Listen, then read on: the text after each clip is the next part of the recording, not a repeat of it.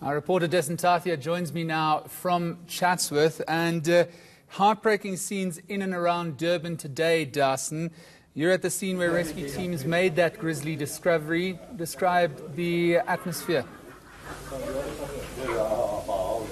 Well, Nicholas, we just left that scene a little while ago because they had wrapped up that operation, and in the end they had recovered 8 bodies from that, the caretaker's quarters that you referred to earlier. There were also 2 people that did manage to survive that structural collapse that we saw there. Rescuers had spent most of the night and much of today trying to get those bodies out, and eventually they had confirmed that all of the people that were in that house were accounted for.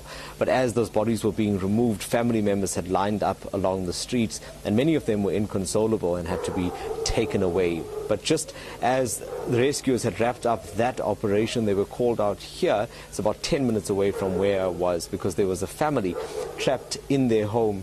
And as you'll see behind me, firefighters had to break down this wall in order to allow them access out of the home. Now, the reason for this, Nicholas, is because in their front yard, this is like much of the damage on this road in Unit 7 in Chatsworth. A Wendy house that had been constructed here has collapsed.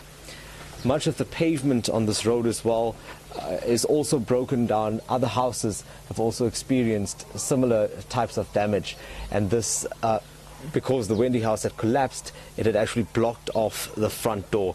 But the good news here, if there's any good news from today, Nicholas, is that in fact this family is okay and they've now managed to leave their home. I just want to take you back to where I was. The homeowner is outside here. So you were here earlier, your family was inside. We were inside, and what happened? Around about 11, we just had a loud bang and everything came crumbling down. And we just got entrapped, and I'd like to thank Amawela Emergency Services for getting here and assisting us in making a thoroughfare.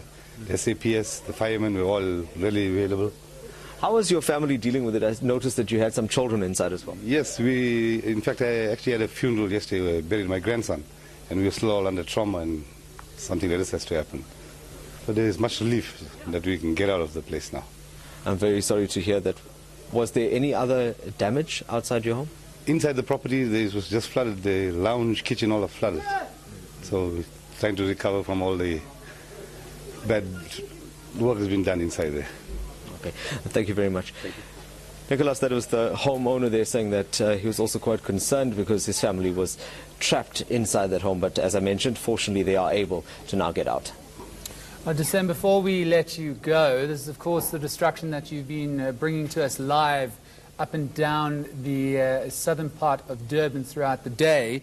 The death toll now officially at 32. Do we have any idea how many more people are missing? Well, that number is still to be ascertained, Nicholas. The MEC for Kokta in KwaZulu-Natal, Musa Dube, said to me earlier that they were certain, just based on what she had seen today, because she'd been traveling throughout Durban as well, that that number was going to rise. She wasn't able to give me a figure on the number of people that were displaced or how many families are left homeless tonight. But they're hoping to have put together that information either later today or at least by early tomorrow. So what they've been doing in the interim is that they've been working with councillors in the various areas to find shelter, temporary shelter, for those that had been affected. So some of them would be put up in tents, others in community halls, and there would be food and blankets provided for them for now. And at a later stage, there would be other assistance that would be looked at. Darson, thank you very much for that update live from KZN.